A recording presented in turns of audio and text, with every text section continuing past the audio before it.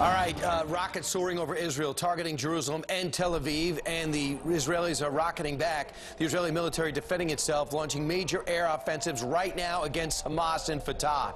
This surge of violence sparked by the murders of 3 Israeli teenagers, followed by that one young Palestinian. But while the Israelis made an arrest for the murder of the Palestinian, Hamas has done nothing but praise those who killed the 3 innocent kids, one of which had American citizenship. So why hasn't the White House and the media spoken up about the double standard? Joining us right now, I'll let him loose. Fox News' strategic analyst, Lieutenant Colonel Ralph Peters. Colonel, does it surprise you?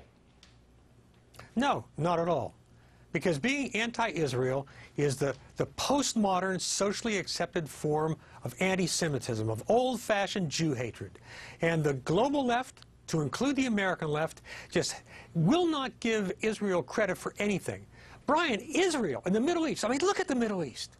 Israel is an island of civilization in a sea of barbarism. The only rule of law democracy in the region, the only place where women are treated fairly or educated values.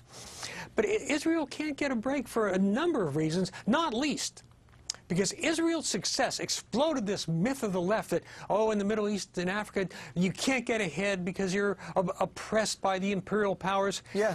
A handful of Jewish refugees started that state and built a modern, world-class, high-tech economy where even the president is subject to the law.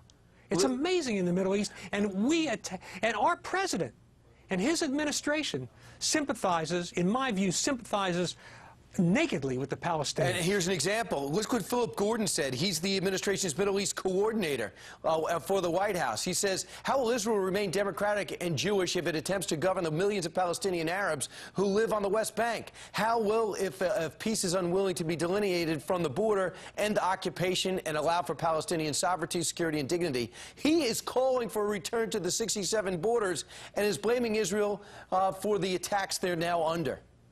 Yeah, and if you went back to the 67 borders, they'd want to go back to the 1947 and 48 borders. And if you went back to those borders, they'd want to just wipe all the Jews off the map. I mean, this is not hard to figure out. The fundamental difference here is that Israel wants to live in peace with its neighbors, and its neighbors, with a few exceptions, want to exterminate Israel to wipe it from the map.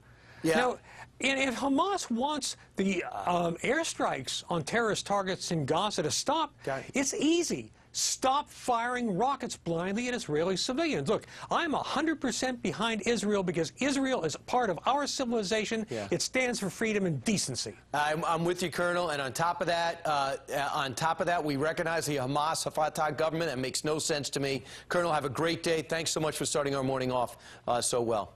Thank you, Brian.